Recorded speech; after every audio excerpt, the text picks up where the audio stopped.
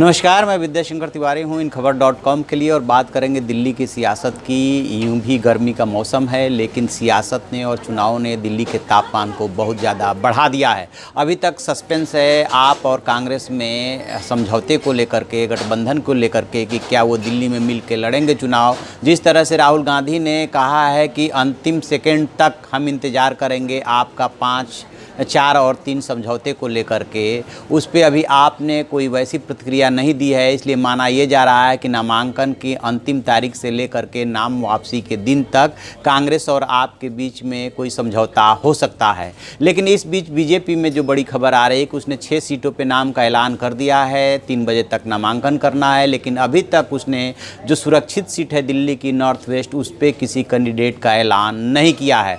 उधर जो अभी तक सांसद हैं उदित राज, जिन्होंने अपनी पार्टी जस्टिस पार्टी का विलय करके बीजेपी में शामिल हुए थे, वो जो है उन्होंने बगावत कर दी है और साफ साफ पार्टी को अल्टीमेटम दिया है कि यदि उन्हें टिकट नहीं दिया गया तो फिर वो तय करेंगे कि उन्हें किस पार्टी से नामांकन भरना है। उन्होंने साफ साफ बगावत कर दी है और उन्होंने इस बात का हवाला भी दिया है कि उनकी अरविंद केजरीवाल आपके मुखिया है, जो उनसे बातचीत हुई है। कांग्रेस अध्यक्ष राहुल गांधी ने एक बार कहा था कि आप गलत पार्टी में हैं।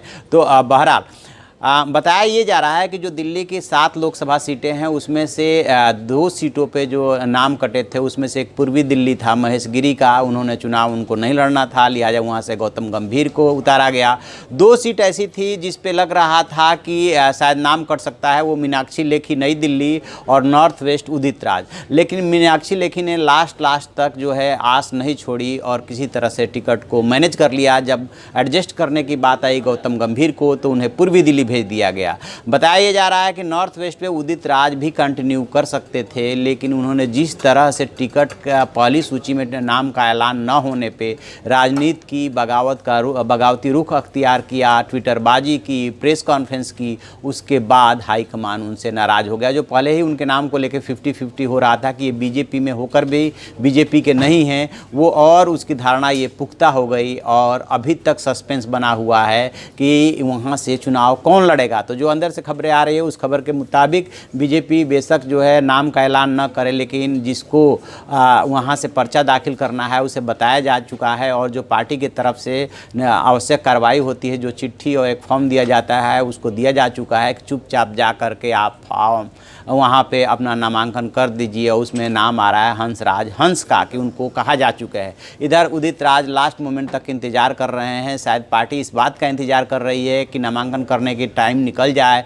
और उदित राज को इस बात का पता न चले, क्योंकि उनके समर्थक बगावत कर सकते हैं, हंगामा कर सकते हैं, जिसका कि इंप्रेशन अच्छा नहीं पड़ेगा। इसीलिए सार्वजनिक रूप से नाम का ऐलान नहीं किया जा रहा। अब देखना है कि लास्ट के 1 घंटे में क्या होता है नॉर्थ वेस्ट को लेकर के। उदित राज क्या दूसरी पार्टी से नामांकन करते हैं या बीजेपी में अब फिर कौन सा बीजेपी चेहरा उतारती है और उदित राज और उनके समर्थकों के बगावत को देखते हुए क्या वो स्ट्रेटजी अख्तियार करती है। तो जो इस खबर पर नज़र बनाए हुए हैं, जो भी इसमें लेटेस्ट डेवलपमेंट होगा हम आपको बताते रहेंगे। आप देखते रहिए हमारा डिजिटल चैनल इन खबर। उसे लाइक कीजिए, शेयर कीजिए और कमेंट बॉक्स में जाके कमेंट जरूर करें। Thank you. इन खबर चैनल को सब्सक्राइब करें और बेल आइकन दबाना ना भूलें।